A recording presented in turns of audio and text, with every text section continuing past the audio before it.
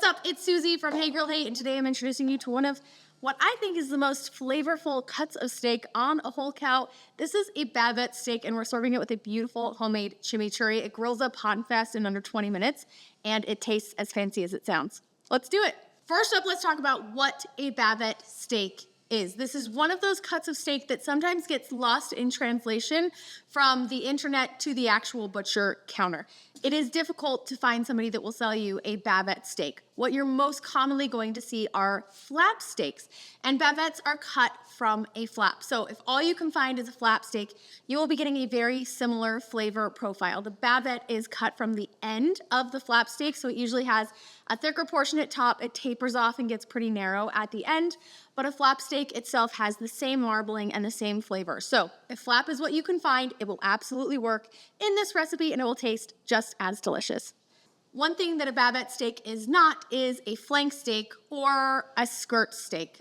Those are commonly sold as Bavette steaks, or if you ask for a Bavette, you might end up with a flank or a skirt. Again, they'll work in this recipe, but neither of them have quite the same flavor profile as this flap Bavette style of steak. So it's worth getting your hands on if you find a butcher that knows what they're talking about and can get one for you.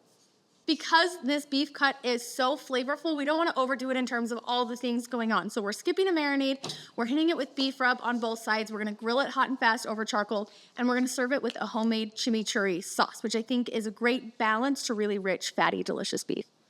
So healthy dose of beef rub. You can grab this at store.heygirlhey.com, or if you don't have a bottle, you can use your favorite beef seasoning or stick with simple salt and pepper. Like I said, we want the beef to shine, so we don't want any seasoning that's gonna overpower the flavor of the meat itself. I've got my charcoal grill preheated. 400 to 450 degrees is kind of the zone that we're looking for. If you wanna have a high heat side and a lower heat side, so if you have any flare-ups, you can work that way. But this is going directly over the direct high heat side of the grill. We want nice crispy char on the exterior. About probably 6 to 8 minutes per side, given the thickness of the steak. If yours is a little bit thinner, it'll cook a little bit faster. Bavette is best served medium rare, so I want this to be coming off the grill at about 130 degrees Fahrenheit. One unique thing about a Bavette steak is you do have to slice it against the grain to have the most enjoyable and tender eating experience. Now the grain on a Bavette steak runs this way, okay? So we wanna cut this way to get against the grain, but that's gonna give me very, very long strips of steak.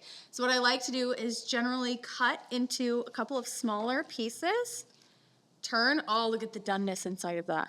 Turn it this way, yeah, you can see the grain running lengthwise across that seam, and then just slice this way into individual bite-sized pieces. Now you can just eat this, serve this as your main course. We love to put this kind of steak into tacos or burrito bowls, and when they're cut into individual strips like this, it makes it really easy to serve them up that way. And you can see on this piece of meat now that we have cut against the grain. See these short little pieces of steak here? It means it's gonna be really tender. It's gonna come apart really easily in your mouth, and you're not gonna have long, chewy strips of steak. Oh gosh.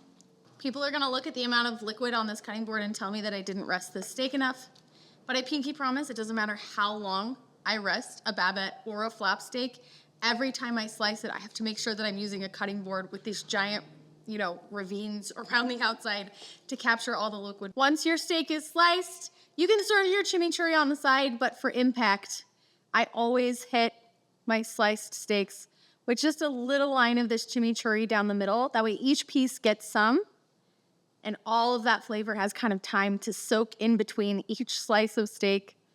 Chimichurri is one of my most favorite barbecue condiments. I mean, that's just gorgeous. All right, this piece right here is calling my name. I already stole a slice of just the beef, and it really is one of the best tasting cuts of steak that I think you can buy, especially for the money.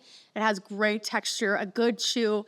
You add this fresh chimichurri on there, and it's a whole other level. You have to let me know in the comment section if you've been able to find Bavette steak where you buy your groceries. Hopefully more and more butchers will become more familiar with the cut and make it more available, because it truly is so delicious. We'll see you next time.